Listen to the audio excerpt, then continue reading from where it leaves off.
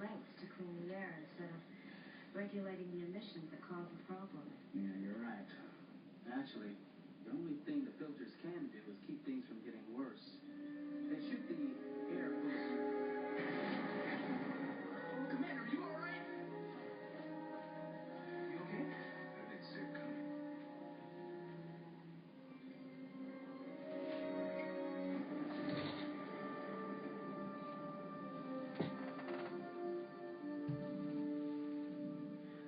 This is the main control area. We can access any of the primary circuits from all of these panels.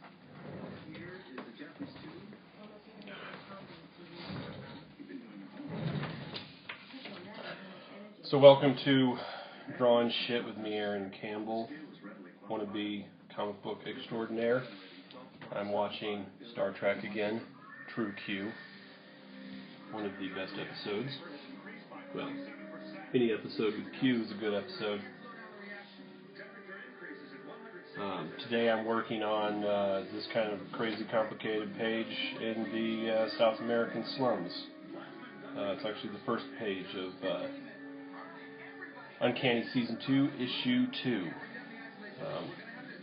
My good friend Andy Kuhn told me that I should probably put a little disclaimer at the beginning of my videos, so the opinions of Aaron Campbell, as expressed on Drawin Sh, do not necessarily represent the opinions of Aaron Campbell. Has returned to normal.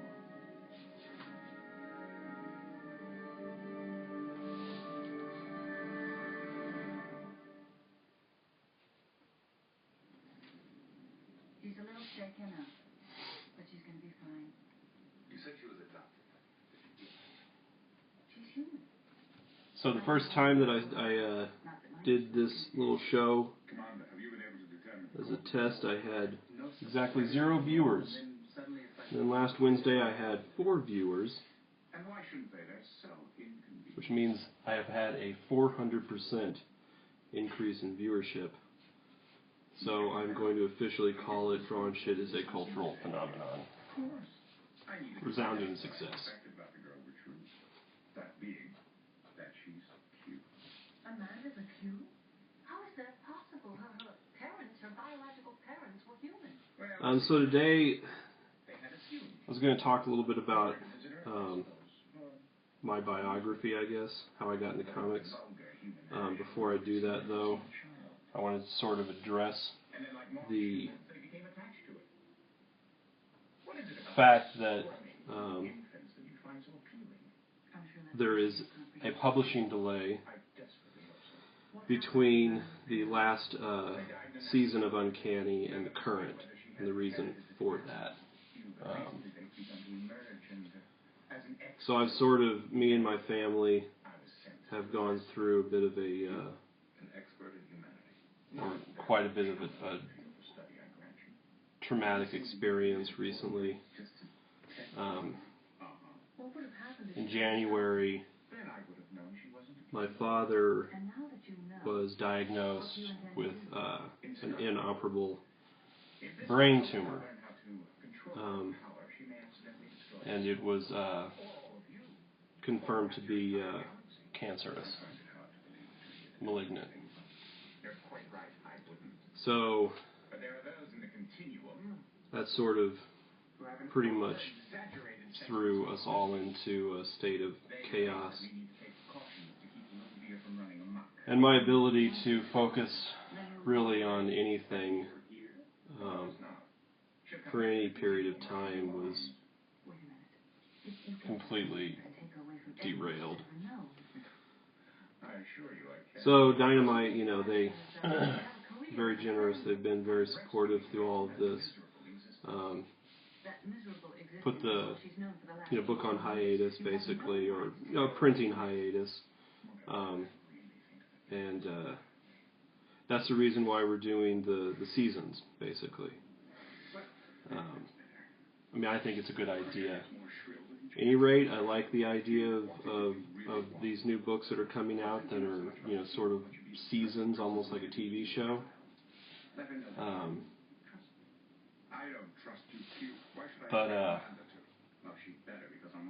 But that's one of the main reasons.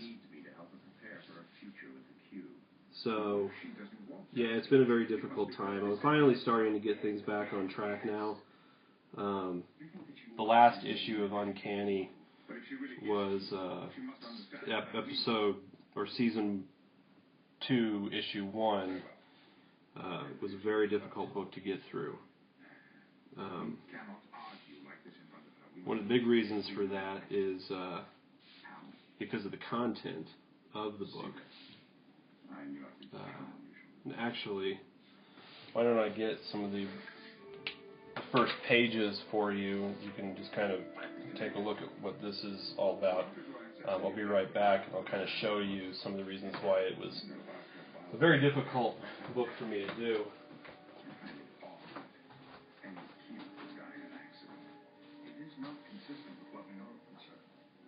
I'm convinced that Q isn't telling us everything.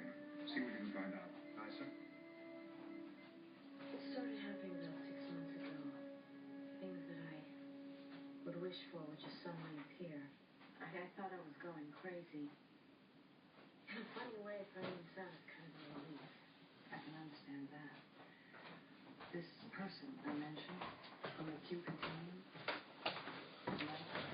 Okay, so issue 1 of season 2 sort of takes us out of the timeline of what was happening in the first 6 issues, and it gives us some background into Weaver's childhood and sort of how he got to where he is today and how he developed into the person that he is today.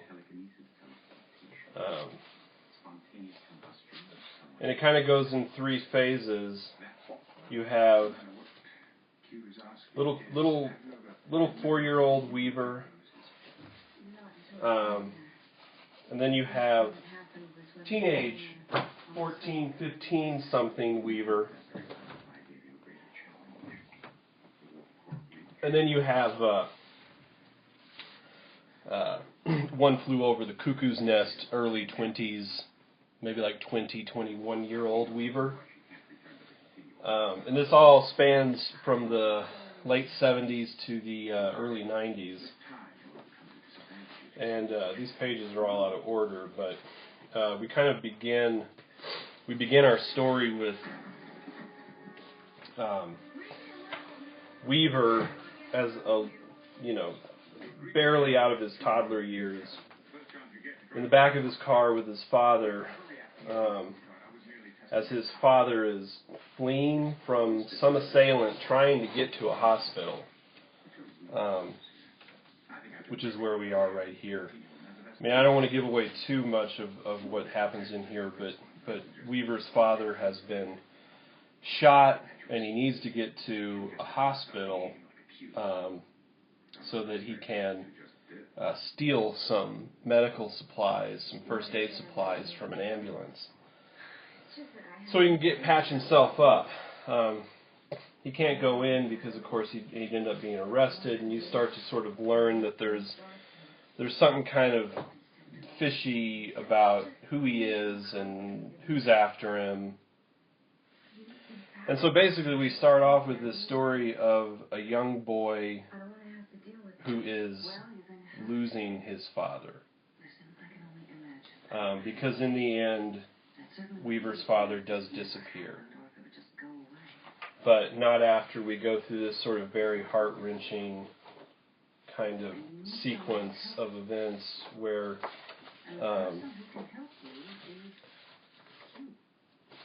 Weaver's dad basically asks Weaver to dig the bullet out of his back. And so we have these scenes where they pull up outside the ambulance bay, and Weaver's dad's telling him he'll be right back, and you have this very terrified little boy who doesn't understand what's happening, and he goes to the ambulance, gets his things, or gets the first aid supplies that he needs, comes back, and then basically tells Weaver that he has to be a brave boy and he's got to dig this bullet out of his back.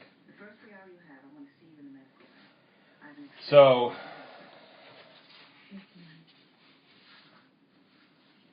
you just have a lot of very kind of intimate moments happening between this little scared boy and his dad. And I have to, do a big shout out to my old buddy Jimmy, who let me use his son as reference, and to his son Seth too, who was a trooper. We did this over quite a long period of time. His son's was 4, almost 5 when we were doing this, and he could sit for maybe 2 or 3 shots. And here's another interesting thing. This is a little aside is this shows this is kind of an interesting thing about the advantages of today's technology is I shot all of this photo reference remotely via Skype. So I'm in Albuquerque, Jimmy's in St. Louis, 1,000 miles away. So what we did is he turned his phone on with Skype, connected to me on my iPad or my computer. He has a really nice Android phone that has a lot of megapixels, can take really good high-quality photographs. So I told him how to set all the lighting up.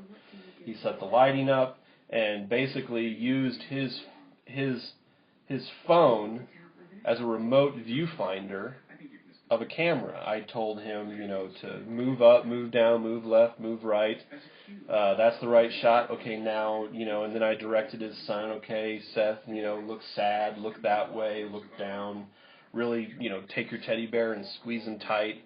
And then Jimmy would just click the button, the shutter, and I had my photographs. And then he just emailed them to me. So, huzzah. We are no longer even restricted to our photography studio.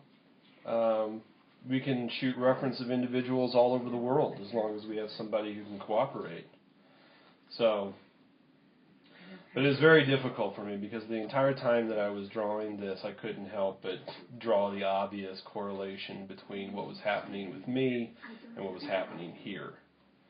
So, and I did use myself for reference of the father, and when you get issue 1 of season 2, and you look at the images of Weaver's dad, and he's crying, that was me actually crying as I took my reference because I couldn't help but not think about what was happening in the work, on the page in the script, and what was happening right there at that moment in my life. So the emotion you see on Weaver's father's face is the real emotion that I was having about what's been going on. So, and my dad just left today to go back he was getting treatment in St. Louis. He's already gone through his whole treatment, his whole regimen of radiation. He's been back here in Albuquerque for the last month, and now he goes back to St. Louis. They're flying out there right now to go get his MRI done to see how effective it was. So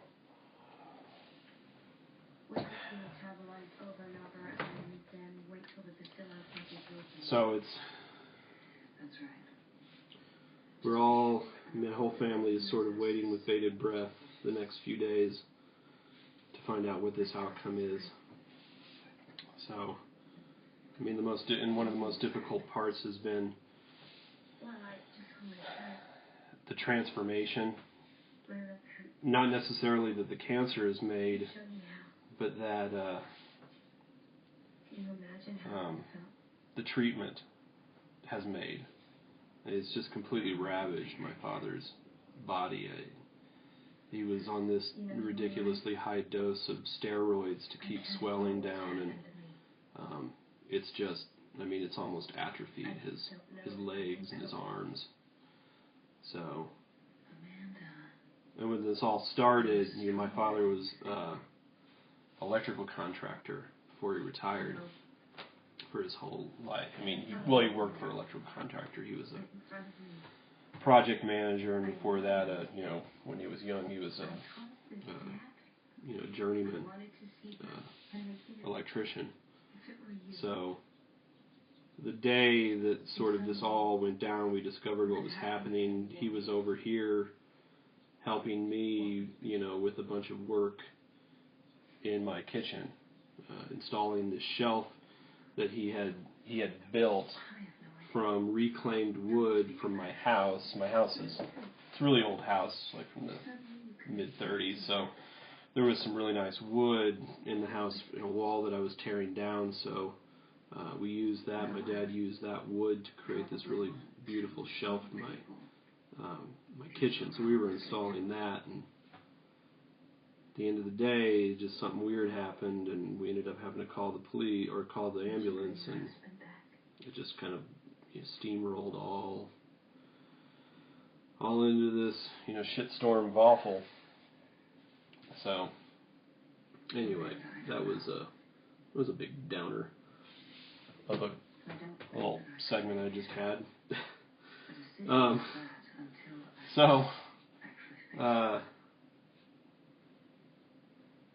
Anyway, that's where I've been the past few months. That's where my head has been. And so, like I said, focusing, especially in the beginning on the first part of that story, was nearly impossible. I would be sitting there at the drafting table and be drawing this, awful scene of this boy and his father, and I'd just kind of lose it, and then that'd be it. I'd be like, I'm done for the day. I can't do anymore. And so for me, the most therapeutic thing for me has been working in my garden. That's one of my big hobbies, is gardening, and sort of transforming this sort of horrible piece of desert that I have here at my house into something, into basically a garden. So I spent a lot of time out there. And I guess I was lucky that this year it got warm very early. So at least I was able to get out of the house, because I would have gone insane if I had been just stuck inside during that whole period. So anyway, that's why there's been a delay, and hopefully people understand that, and it doesn't hit us too hard in our sales, because I know that oftentimes, when a book is delayed, you see sales drop off pretty dramatically. But I believe in this book. I think it's a really great book that Andy has been writing, and so hopefully people recognize that, continue. And I can't help but think about this thing that happened when I was a kid in comics, and I'm sure probably everybody, whoever's watching here, probably remembers this too. But back in the early '90s, when I was in high school, Will Spertasio was getting ready to start this book that was just, everybody was just creaming themselves for it, just couldn't wait for Wetworks to come out. And then it just disappeared, like it just never happened. For like years, it seemed. And I remember being so pissed, thinking like, man, what is wrong with these comic book artists? Why can't they, especially back in the 90s, a book would start and then it would be like 3, 4, 5, or even a year later before the next issue would come out. And it was like getting very like tiresome to continually be like, see a new book solicited, say, yeah, put it in my pull list, and then it just never happened. Just never happened. Or, you'd come in and your comic shop guy would be like, oh yeah, remember that book, whatever? I've got issue 1. You're like, what? I don't even remember that. But yeah, I remember being so like just frustrated and angry that that book wasn't coming out, and thinking like, damn it, why can't these people just get their crap together and get their books out? And then because of the fact that back then there wasn't any social media, there was no way to learn anything or find out anything about what was really happening within the industry, or even find out anything about the lives of these artists. I mean, that was just, you didn't know anything about these people. They were the same as movie stars back then. And then I don't remember where it was or how it was that we found out, but we found out that Wills had lost his sister, his twin sister, and then we just all felt horrible that we got so upset, because it's completely understandable. And so hopefully nowadays, because of social media, people are able to sort of know more what's happening. And so I don't know. Anyway, I'm rambling, but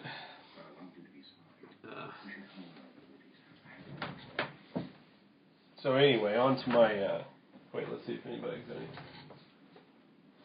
questions coming up.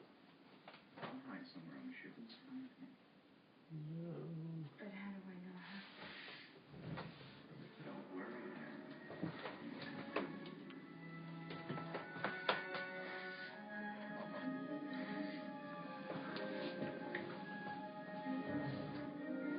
how? Sorry. Anyway, also just a reminder that if you go to the Ustream page, wherever you're watching it, there is a instant messaging feature. So if you have any questions, feel free to ask me, and I will address them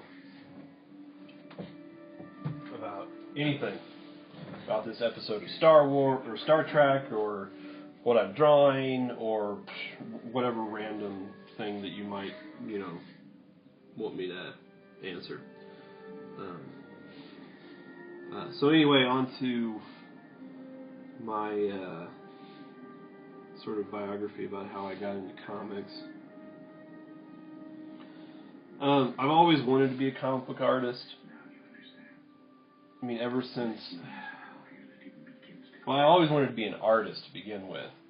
I decided at 7 years old that I was going to be an artist. And that all happened. I mean, I've always drawn. I guess ever since I could, hold a pencil, I started drawing. And then I just have this really vague memory. I think it was in kindergarten. But I was 7 years old, I know that. And this, my art teacher, we had, been working on some drawing of something, and I went and I remember showing it to my art teacher, and she looked down and she was like, "Oh wow, that's really good. You could be an artist." And I just remember feeling like, thinking to myself, like a shot out of the dark, that is what I will be. So from that moment onward, that was my single-minded goal forever. I'm going to be an artist. And then when I got into elementary school, I started getting into comics.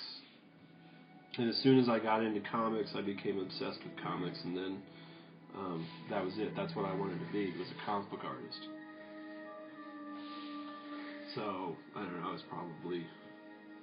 What is this all about? I don't know, probably around 10 years old, I guess. So that was, that's what I focused on all the way through middle school and high school, and then I got into college at the Maryland Institute College of Art in Baltimore, and it was a very editorial-based program. All of the professors were editorial illustrators, and they really just didn't know anything about the comics industry at all. So, in their eyes, comics was just not a viable career option. There's no way that you could make a living doing that. Even though, at the time, and, I mean, when I was that age, none of us really knew this, but, I mean, comic book artists and writers, I mean, just people in comics in the 90s were instant millionaires. Every time a book came out, it was boom. I'm a millionaire now. So, more than any other industry in the 90s, comic book artists were by far, or was by far, the most lucrative industry in illustration. But nobody really understood that, and then the bottom fell out of the speculative market, the speculation market, and then that ended that. So,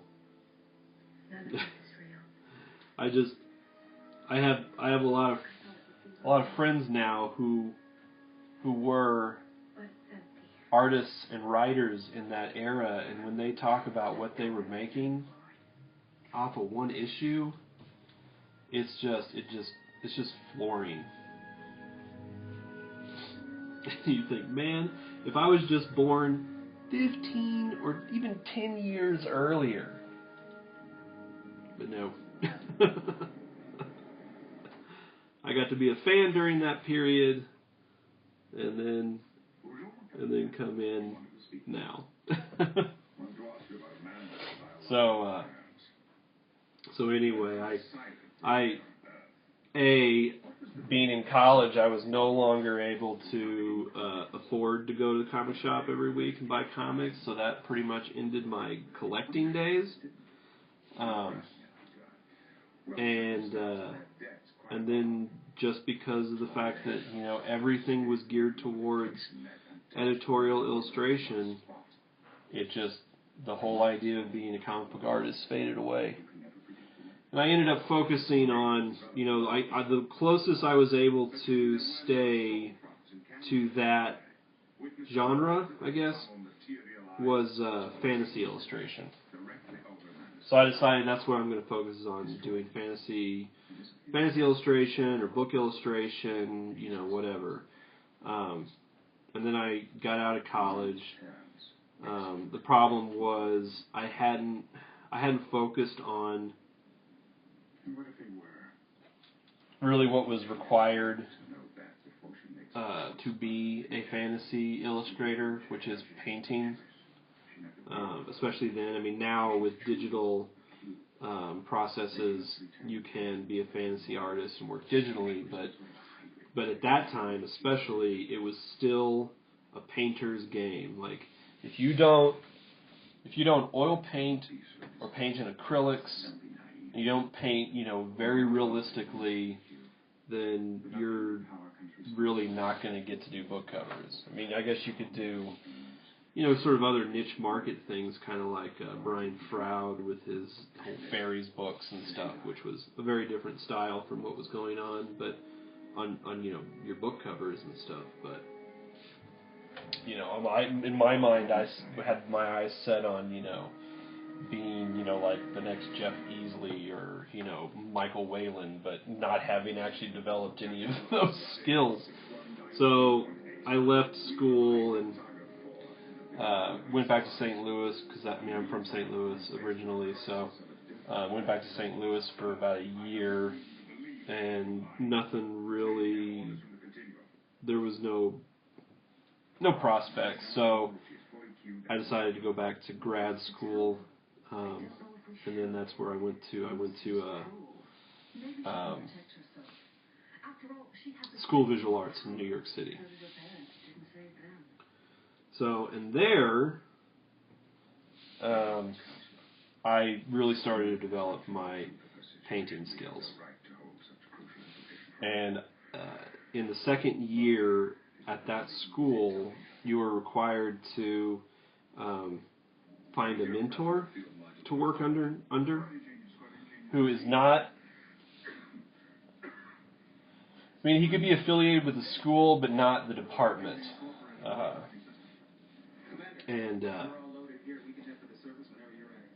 So I discovered that there is this fantasy illustrator. I mentioned him last week briefly.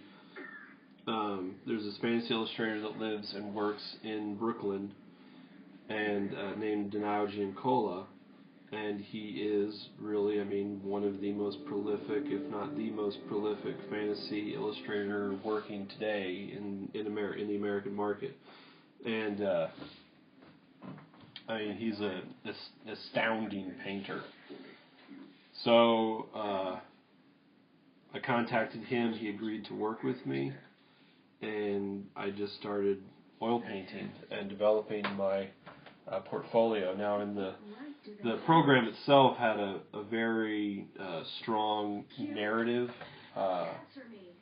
focus, which I like, because I'm all about making narrative scenes and images. So, Such a lucky little thing now, isn't it? I really do enjoy you, Now there's questions. So it really worked out well. I developed my skills really well. So my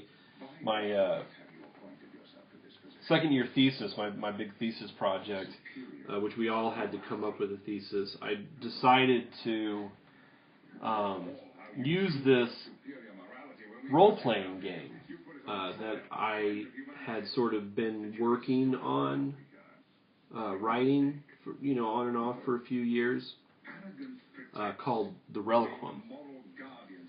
And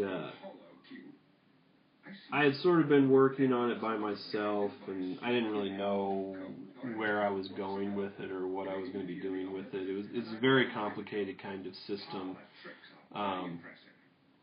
based on this fantasy medieval world that pulls from classical and medieval societies and religions and philosophies for its the foundation of its own cultures. And so I asked one of my college buddies, undergrad buddies from Maryland Institute, if he would like to work on it with me, develop it. He was all about that, because we had played Dungeons and Dragons all through undergrad, and I'll get back to that, because D&D plays a very important role in why I'm working in comics right now. So anyway, we started working on this role-playing game together, and I used that role-playing game, the histories that we were creating in this role-playing game, as the foundation for my portfolio. So I did a bunch of paintings that were kind of character studies and scene studies from this world. They're all paintings in oil, and from that I ended up getting work after I graduated from HarperCollins, their division called EOS Books, and Steve Jackson Games, and some other role-playing game companies and stuff. So now backing up a bit, when I was in undergrad, I had a bit of trouble making friends my freshman year, and so I had a couple friends, but not like a good core group of individuals that I was friends with. And so in sophomore year, I was in this Shakespeare class that I was taking, and I was sitting there, and I overheard these two girls that I sort of knew, that were same year as me, behind me, talking about this D&D game that they were playing in. And they mentioned this guy, Phil, who I knew he was an illustration major too. We're both same year. We're all in all the same classes and stuff. I mean, I'm decently friendly with Phil. I didn't really hang out with him that much, or at all, really, at that point. But I turned around and I was like, hey, you guys are got a D&D game going? And they're like, oh yeah. And I was like, hey, is there room for another player? Because, man, I was totally jonesing on needing D&D, you know. In high school, me and my friends played, you know, every week, sometimes more. And I always ran games. I was the DM and stuff. And so they said, well, there's like 8 of us already, but, you know, feel free to... we play in Phil's apartment. He's an RA over at the dorms, so, I mean, we play next Wednesday or whatever it was, and go ask him. So I did. I showed up, and I was like, hey, Phil, I heard you guys are running a game, and I'd love to get in on that. And he said, well, it's my roommate, Rob, who is running the game.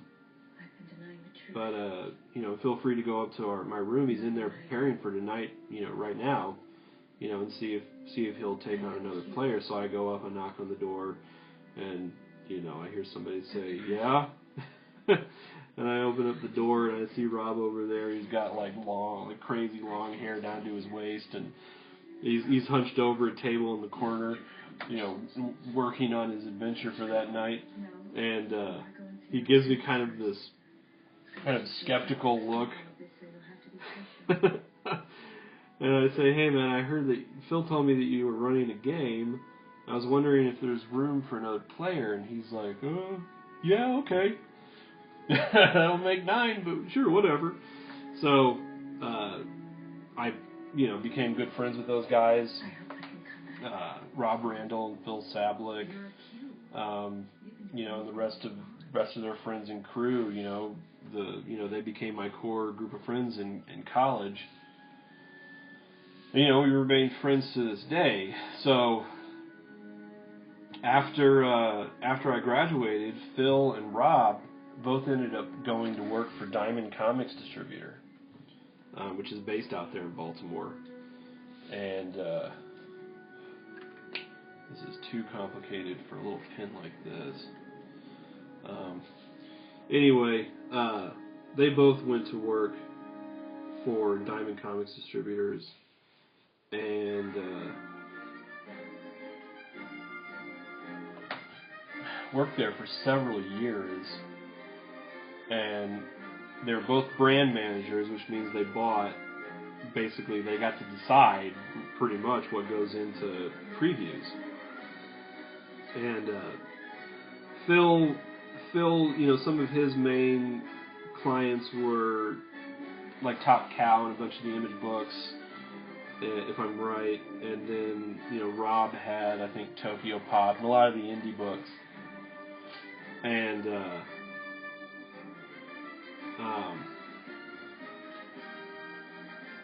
Phil did such a great job working with Top Cow. They liked him so much that they hired him on as, you know, I think it was in their marketing division. I'm not sure exactly. But Phil ended up being, you know, promoted to publisher of Top Cow. And that was probably while I was still in grad school, I think.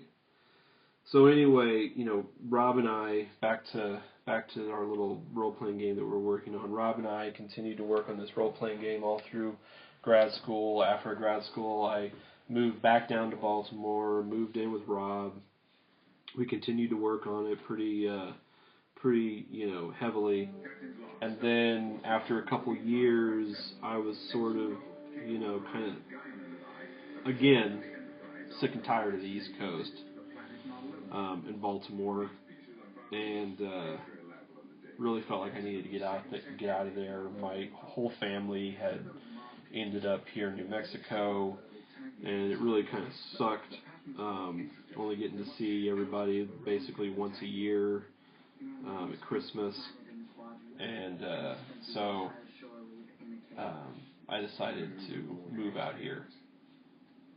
So I told Rob that, you know, I said, you can have primary editorial control over, you know, if you want to continue working on this, which he has, and you know, and then I'll just stay on as an editor and a consultant and stuff if we ever really do anything with it, you know. And I don't know, maybe like probably a little less than a year later after I'd moved here, Rob called me and said, "Hey, I've got a proposition for you.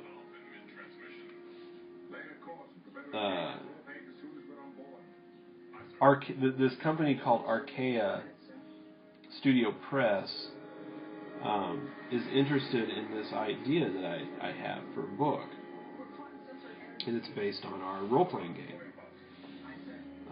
Basically, Rob had started doing playtests with some friends of his out there for this rule system, and he had created this character called the Black Knight, and had been developing, you know, this whole kind of campaign around role-playing game campaign around this particular character. And after a while, he was like, you know, this is a really cool character. This is, you know, I really like the story where it's going. I think this is something I could do something with. So he decided to start writing a comic script based around this character, and took it to Mark Smiley at Archaea, who was, you know, really interested. He needed to see some artwork. So Rob asked me if I'd be interested in doing art basically for the book, and I thought, well, doing a comic book, I don't know. I was like, let me think about it. And then I started to think about it, and I was like, well, you know what? I always wanted to be a comic book artist, and I guess this would be a good way for me to fulfill a childhood dream, you know. And then you know, after we're done, I'll go back to drawing or to doing fantasy art again. So.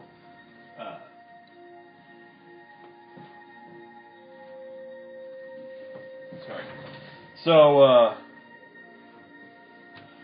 2 years later, I had the first issue done. We had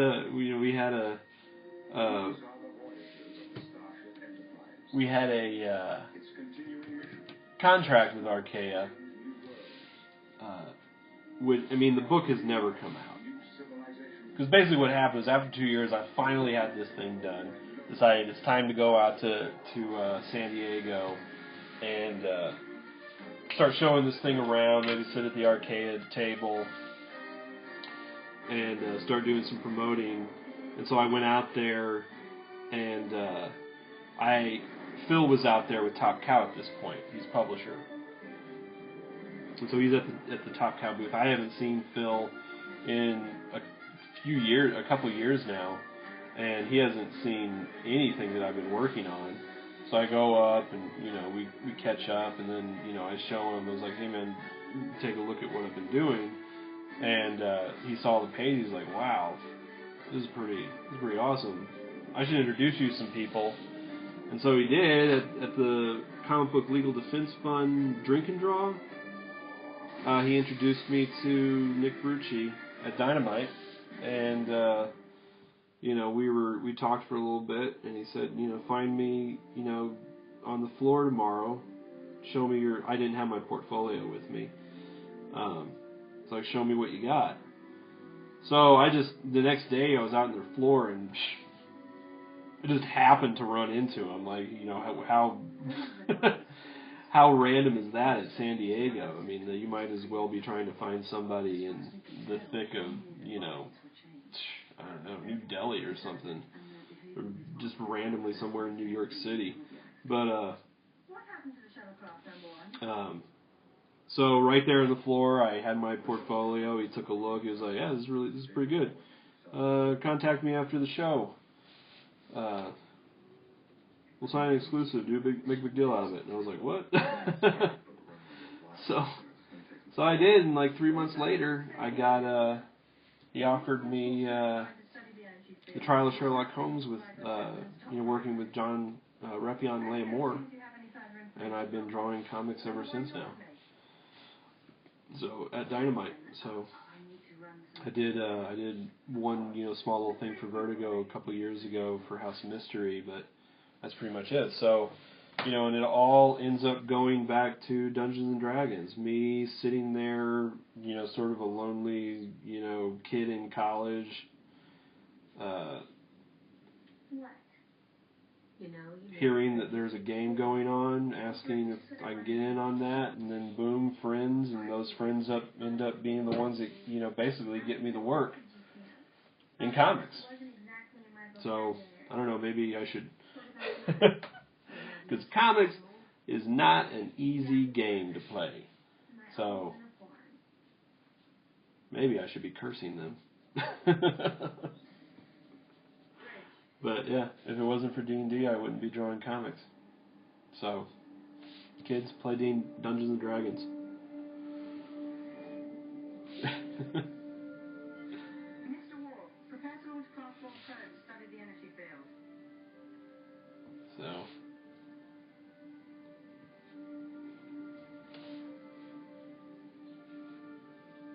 I realize how unusual this must seem. My appearance is the result of an accident involving myself and 3 others, the effects of which Dr. Foster is currently working to remedy. I assure you I am Captain Picard. So, in sense, I mean, since working at Dynamite, I've done, I started with Trial of Sherlock Holmes, which was 5 issues. And then I moved on to Green Hornet Year 1. And that's a pretty cool story too, how I got put on that gig, because the guys at Dynamite were trying to figure out what would be a good book to put me on after Sherlock. And there were some ideas that we had gone through, and I mean, they would have been interesting books. I'm not quite sure if they would have been the perfect fit for me. But, you know, none of it, we were all kind of just trying to figure out what's the best place. And so I went to San Diego. That year I was you know, didn't have a whole lot of work left to do on Sherlock. And so I'm hanging out